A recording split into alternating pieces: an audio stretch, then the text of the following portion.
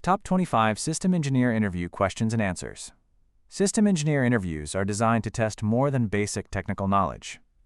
Employers want to know whether you can manage servers, troubleshoot complex problems, maintain system reliability, understand networking, support users, automate tasks, secure infrastructure, and communicate clearly with different teams.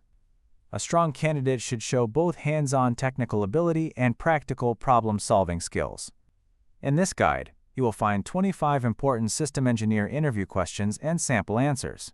These answers are written to help you sound confident, professional, and job-ready, while showing that you understand real system engineering responsibilities. 1. What are the main responsibilities of a system engineer? A system engineer is responsible for designing, maintaining, monitoring, and troubleshooting IT systems to keep business operations running smoothly. This can include servers, networks, operating systems, cloud platforms, virtualization, storage, backups, security, and user support. My responsibility is not just to fix issues after they happen, but also to prevent problems through monitoring, updates, automation, documentation, and proper planning. I also work with other teams to understand business needs and make sure systems are reliable, scalable, secure, and performing well. 2. How do you troubleshoot a server that is running slowly? I would start by checking the basic performance metrics, such as CPU usage, memory usage, disk activity, network traffic, and running processes. Then I would look at system logs to identify errors, warnings, or unusual activity. I would also check whether any recent updates, configuration changes, backups, or scheduled tasks caused the slowdown. If the issue is application-related, I would coordinate with the application team.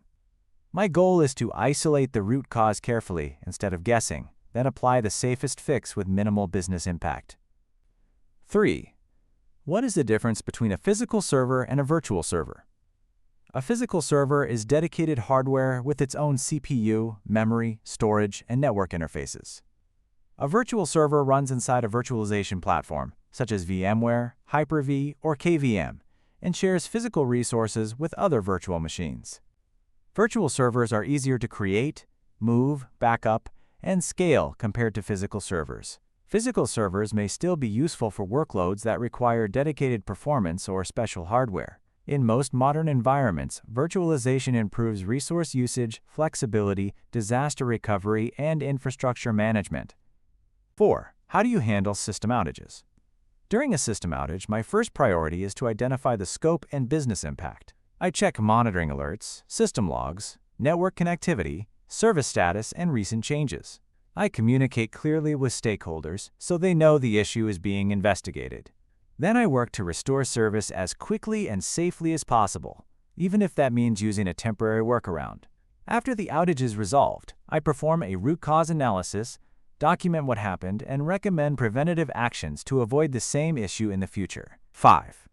What monitoring tools have you used or are familiar with? I am familiar with monitoring tools such as Nagios, Zabbix, SolarWinds, PRTG, Datadog, Prometheus, Grafana, and cloud-native tools like AWS CloudWatch or Azure Monitor. These tools help track CPU, memory, disk usage, uptime, network traffic, service health, and application performance. Monitoring is important because it allows teams to detect problems early before users are affected. I also believe alerts should be meaningful and properly configured, because too many unnecessary alerts can cause alert fatigue and make critical issues easier to miss. 6. How do you ensure system security? I ensure system security by following a layered approach. This includes applying security patches, using strong authentication, limiting user permissions, configuring firewalls, disabling unnecessary services, monitoring logs, and using endpoint protection tools. I also follow the principle of least privilege, so users and services only have access to what they need. Regular vulnerability scans, backups, password policies, and audit reviews are also important. Security is not a one-time task. It requires continuous monitoring, documentation, and cooperation with security and compliance teams. 7. What is Active Directory and why is it important? Active Directory is a Microsoft directory service used to manage users, computers, groups, permissions, and authentication in a Windows domain environment. It allows administrators to control access to resources, apply group policy settings, manage login permissions, and organize systems through organizational units. Active Directory is important because it centralizes identity and access management. Without proper Active Directory management, organizations can face security risks, login issues, permission problems, and inconsistent system policies. A system engineer should understand how to manage and troubleshoot AD effectively. 8. How do you troubleshoot a user who cannot log in to the domain? I would first confirm the exact error message and check whether the issue affects only one user or multiple users. Then I would verify the user account status in Active Directory, including password expiration, account lockout, disabled status, or group membership issues. I would also check network connectivity, DNS configuration, domain controller availability, and time synchronization. If the computer trust relationship is broken, I may need to rejoin the system to the domain. I would document the cause and explain the fix clearly to the user. 9. What is DNS and why is it important in system administration? DNS stands for Domain Name System. It translates domain names into IP addresses so systems and users can access network resources easily. In system administration, DNS is critical because many services depend on correct name resolution, including Active Directory, email, websites, file shares, and internal applications.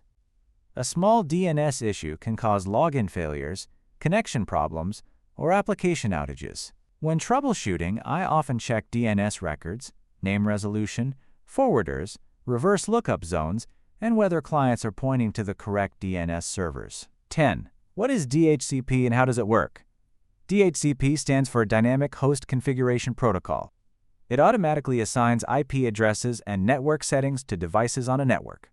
When a device connects, it sends a request, and the DHCP server provides an available IP address along with subnet mask, gateway, DNS servers, and lease duration. DHCP helps reduce manual configuration errors and makes network management easier. If DHCP fails, users may receive incorrect addresses or no network connection. A system engineer should know how to check scopes, leases, reservations, and conflicts. 11. How do you manage system backups? I manage backups by first understanding what data and systems are critical to the business. Then I define backup frequency, retention period, storage location, and recovery requirements. I believe backup should include both on-site and off-site or cloud-based copies when possible.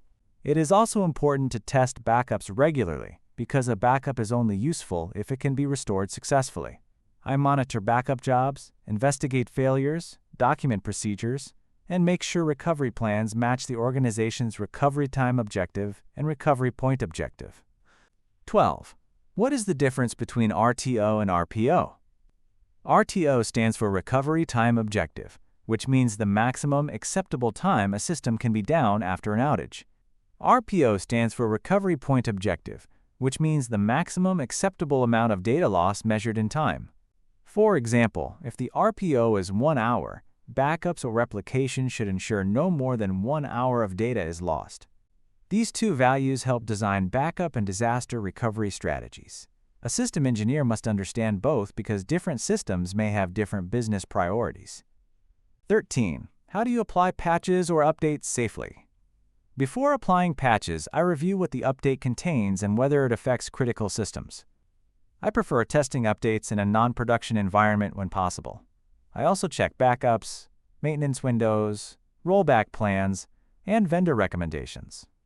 For production systems, I schedule updates during low-impact periods and communicate with affected teams. After installation, I verify that services are running correctly and monitor for issues. Patch management is important for security and stability, but it must be done carefully to avoid unexpected downtime. 14. What is virtualization and why is it useful? Virtualization allows multiple virtual machines to run on a single physical server by sharing hardware resources. It is useful because it improves resource utilization, reduces hardware costs, simplifies server provisioning, and supports better disaster recovery. Virtual machines can often be backed up, cloned, migrated, or restored more easily than physical servers. Virtualization also helps separate workloads, test environments, and production systems. As a system engineer, I would monitor host resources carefully because poor resource allocation can affect performance across multiple virtual machines. 15. How do you troubleshoot network connectivity issues? I start by confirming whether the problem affects one device, one network segment, or multiple users. Then I check the physical connection, IP address, subnet mask, gateway, DNS settings, and whether the device can ping local and external resources. I may use tools like Ping, Tracert, NSLookup, IPconfig, Netstat, or Wireshark depending on the issue. I also check firewall rules, switch ports, VLAN settings, and recent network changes. The key is to move step by step from simple causes to more complex ones. 16. What experience do you have with Linux systems? I have experience working with Linux systems for server administration, log analysis, service management, permissions, package updates, and basic scripting. I am comfortable using commands to check processes, disk usage, memory, network connections, users, services, and logs. For example, commands like top, df, du, systemctl, journalctl, grep, chmod, chown, and ssh are commonly useful. I understand that Linux systems are widely used for web servers, databases, automation, and cloud infrastructure, so strong Linux troubleshooting skills are valuable for a system engineer. 17. What experience do you have with Windows Server? I have experience with Windows Server administration, including Active Directory, DNS, DHCP, group policy, file services, permissions, event logs, remote desktop, patching, and basic PowerShell automation. I understand how important Windows Server is in many business environments because it supports identity management, shared resources, and enterprise applications. When troubleshooting Windows Server issues, I use Event Viewer, Services, Performance Monitor, PowerShell, and server roles/features. I also focus on proper documentation, access control, backups, and keeping servers updated and secure. 18. How do you use PowerShell or scripting in system engineering? PowerShell and scripting help automate repetitive tasks, reduce manual errors, and save time. I use scripts for tasks like checking system health, creating users, collecting logs, managing services, installing software, or generating reports. In Windows environments, PowerShell is especially useful for Active Directory, Exchange, file permissions, and server management. In Linux environments, Bash scripting can perform similar automation. I always test scripts carefully before using them in production, and I include comments so other team members can understand and maintain them. 19. How do you manage user permissions? I manage user permissions by following the principle of least privilege. This means users should only receive the access they need to perform their job. I prefer assigning permissions through groups instead of directly to individual users, because it is easier to manage and audit. I also review permissions regularly, especially when users change roles or leave the company. Proper permission management protects sensitive data, reduces security risks, and helps with compliance. Documentation and approval processes are also important for access control. 20. What would you do if a critical disk is almost full? If a critical disk is almost full, I would first check what is consuming space using system tools or commands. I would look for logs, temporary files, backups, database files, old installers, or unexpected growth. I would avoid deleting anything without understanding its purpose. If safe, I would clean unnecessary files, archive old data, or move files to another location. For a long-term fix, I would increase disk capacity, adjust log retention, review backup paths, or set monitoring alerts to prevent the issue from happening again. 21. How do you document system changes? I document system changes by recording what was changed, why it was changed, when it was changed, who approved it, who performed it, and how to roll it back if needed. Good documentation may include configuration details, screenshots, commands used, affected systems, and testing results. Documentation is important because it helps other engineers understand the environment and troubleshoot future issues faster. It also supports audits, compliance, change management, and knowledge sharing. A well-documented system is easier to maintain and less risky to operate. 22. What is high availability? High availability means designing systems so they remain operational even if one component fails. This can involve redundancy, failover clusters, load balancing, replication, multiple power sources, backup network paths, or cloud availability zones. The goal is to reduce downtime and keep services accessible to users. High availability is especially important for critical systems like databases, applications, authentication services, and customer-facing platforms. As a system engineer, I would monitor these systems closely and test failover procedures to ensure they work when needed. 23. How do you handle a failed service on a production server? I would first confirm which service failed and check whether it is affecting users or business operations. Then I would review logs, recent changes, dependencies, resource usage, and error messages.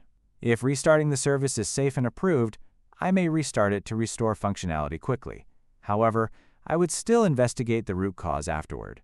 If the issue keeps happening, I would look deeper into configuration, updates, permissions, memory leaks, database connections, or application dependencies.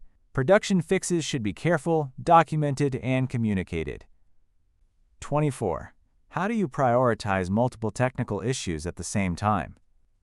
I prioritize issues based on business impact, urgency, number of users affected, security risk, and service criticality. For example, a production outage affecting many users would take priority over a single user's low-impact request. I also communicate clearly with users and stakeholders so expectations are managed.